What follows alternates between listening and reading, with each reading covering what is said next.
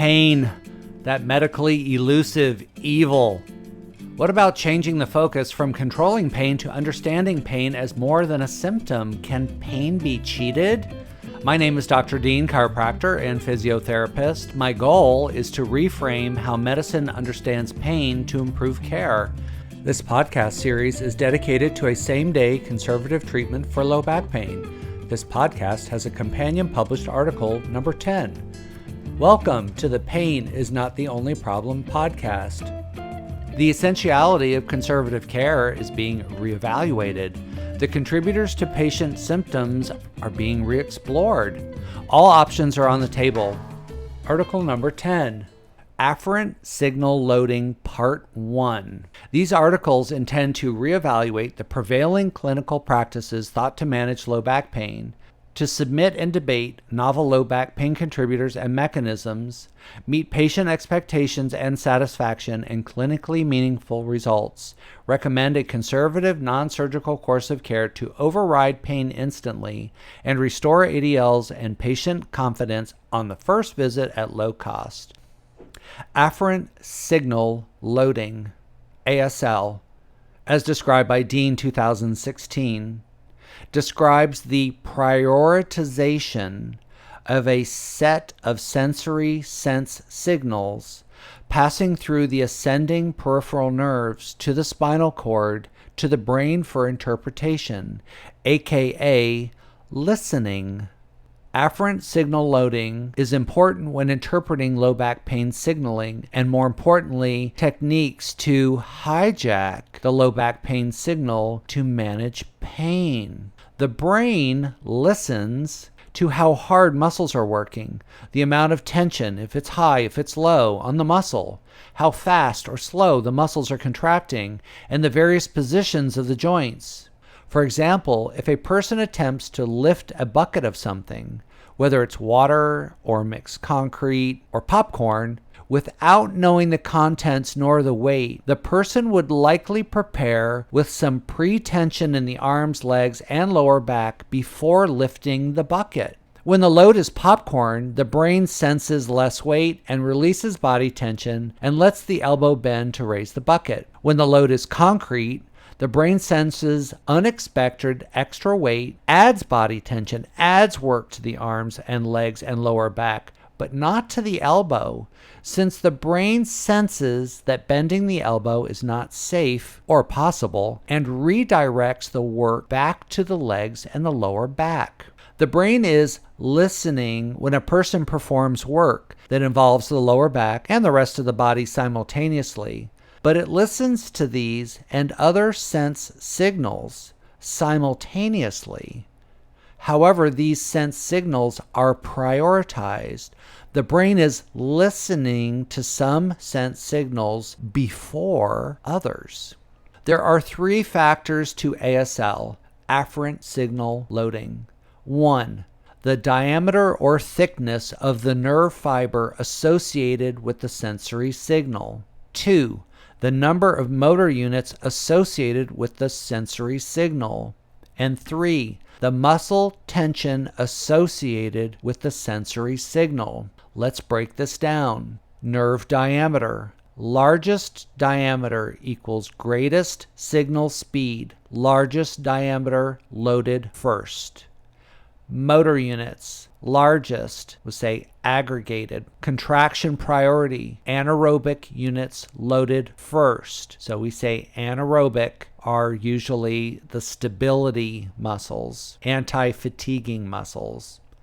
And third, tension. The greatest tension equals the highest contraction priority. These muscles are loaded first. So let's break that down again. Nerve diameter, motor units, and tension. The greatest nerve diameter and the greatest number of motor units recruited and the greatest tension creates the greatest afferent priority. Afferent signal loading priority is sequenced according to diameter, units recruited, and tension, activating or firing whichever combination provides the most of all three. Then this becomes prioritized. Action equals muscle and joint sensing. Afferent signal loading priority, first priority. Joint position changes, action loading, so muscle loading, muscle work loading, plus action or muscle load speed, and natural gravity sensing. This is the first thing that the brain is listening to. Again, joint position changes, action loading, action speed, and natural gravity sensing. For example, first priority would be improved if this patient or your athlete was standing on their feet versus laying down on the floor. When they lay on the floor, there is little to no natural gravity sensing, and that becomes removed. Second priority, vibration sensing. Vibration occurs in the joint capsule and in the muscle belly. Vibration sensing can also be described as acceleration into deceleration, as in a jump. Landing in a jump creates whole body vibration. That is the second priority. This is the second most important thing that the brain listens to. Remember, this is based on nerve diameter, the greatest, motor units, the greatest, and the tension, the greatest. Perfect example is landing in a jump. Third priority, broad tactile contact plus pressure tactile content plus muscle tension sensing. Third priority example would be like a deep sports massage using the broad contact of the forearm or the knee, where displacement of the tendons and the muscle is experienced. Fourth priority, temperature sensing plus spicy sensing, which is evident in capsicum, plus vapocoolant sensing, which is evaporation. Fourth priority is paying attention to actual temperature, room temperature, body temperature, or temperature that's experienced at the skin as spicy or cool, as in vapocoolant, like spraying with biofreeze or icy hot. Fifth priority, fast pain, pinch, sharp, cutting, electric shock sensing, examples of high danger. Last priority, slow pain, dull, achy, burning, annoying, raw sensing, low danger. Review, afferent signal loading priority. First priority means the first thing the brain is paying attention to.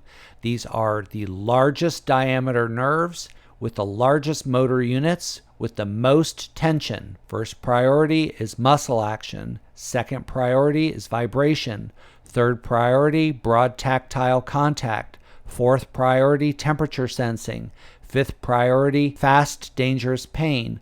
Last priority, slow, achy pain. Low back motor use feedback is the sensing of muscle action and joint use.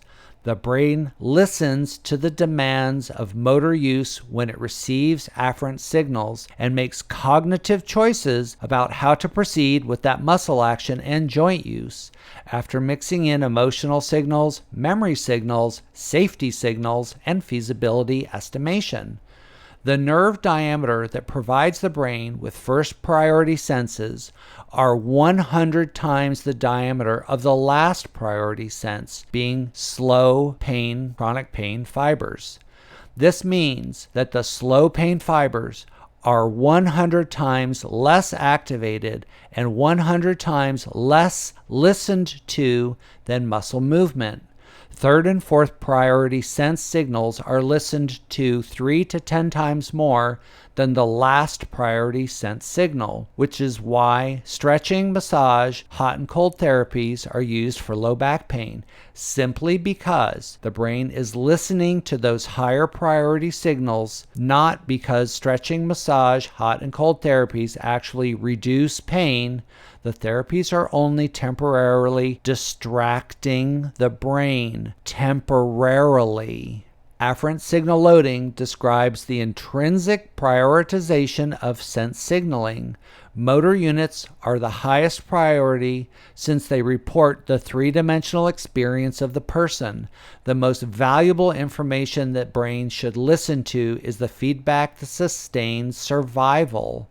Muscle work is required to perform the various actions of basic survival: sheltering, acquiring and preparing food, and self-defense. Contemporary lifestyles are made for convenience, yet the prioritization of afferent signaling remains useful in ADLs, sports, hobbies, and the like. Thank you for joining me today. Let's advocate for improved patient satisfaction and for the profession. Let's demonstrate a cross-cultural willingness to strengthen medicine. Thank you.